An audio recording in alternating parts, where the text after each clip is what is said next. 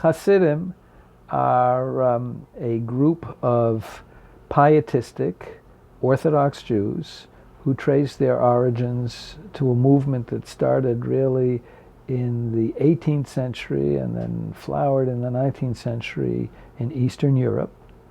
Hasidim today generally are oriented around a charismatic leader or Rebbe, who often for them is the intermediary between them and God.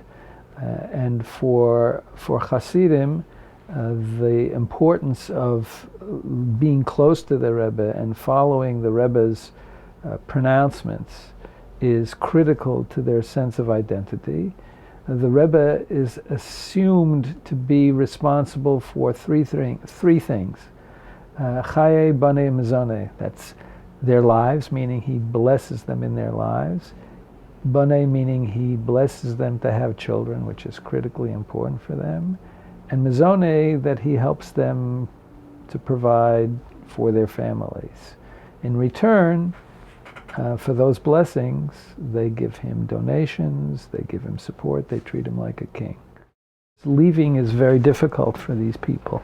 There are a series of obstacles, institutionalized obstacles for their leaving. One is they dress differently. Secondly, they've been told that the world outside their own is demonic, corrosive, dangerous. They wouldn't want to be part of it, that they live a superior kind of life. Thirdly, they're not given the skills often to survive in that outside world. Their common language is Yiddish.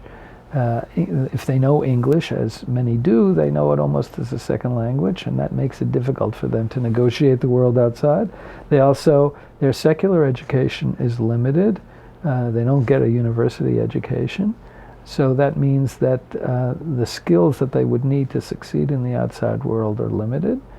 And if they do go outside and stay out there, they become demonized, and in a sense their families also suffer because, as I said to you before, their matches are hurt by someone not being religious.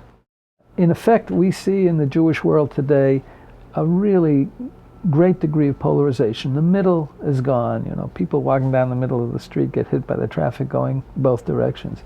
And just as we have in general religion the growth of what's called the nones, non-affiliated, we have in Judaism, the fastest growing movement in Judaism are people who say, I'm just Jewish.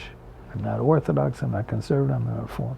And on the other extreme, the other fastest growing movement is the Orthodox Jews. It's growing not because of people coming into it, but because of this high birth rate and of people not leaving it as much as they used to in the past. The basic approach of this world is one size fits all. Men all dress one way. Women are given a little bit more latitude. That's why you can, if you see an ultra-Orthodox couple walking on the street, he looks like he's coming from the 19th century or the 18th century, and she looks like she's in the 21st.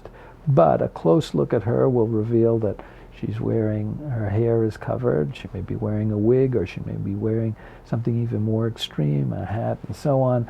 The skirts are low, the sleeves are down to the wrists, no décolletage, and so on. They want to stand out from the rest of us. They want to make sure that even if they get on the subway from Brooklyn and turn up in Midtown Manhattan, no one will mistake them for being unlike anyone else. When I ask my students, describe for me a Jew, and whether they're Jewish or non-Jewish, they have a really hard time. They end up describing somebody who looks like the ultra-Orthodox. Now, the irony of that is those people represent the minority of a minority. And if you were to Google images of the president or politicians and Jews, you're going to find most of the people in those images are dressed like them. They have, in effect, become the icons for what it means to be Jewish, because everyone else who's Jewish disappears into the crowd. You can be Orthodox and be nuanced. In the modern world, we recognize that one size doesn't fit all, that people are all sorts of different. and that there's a need to find some ways to navigate between the demands. That's what modern Orthodoxy, for example, says. There's a way to be committed to your religion, but also to have a foot in the world outside of it. For them, that is much, much more difficult. There are many sides to religious belonging, and only one part of it has to do with ideology and sort of theology. An important part of it has to do with the communal and social and collective experience, and those are remarkable. I mean, to go to a Hasidic gathering and to sing the songs and to dance in the circle and to be enfolded into the community and to hear your voice in a chorus of other voices, this is a tremendously exciting experience that when you leave and you're all alone in the city, you take someone whose entire life is collective, being part of something larger than his family.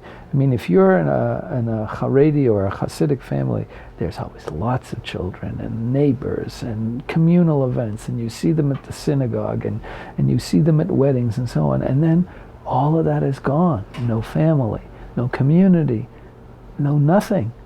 And you are in the modern world, but we know that the modern world is a place of the lonely crowd, and you don't even have the resources, the inner resources, the skills to make it.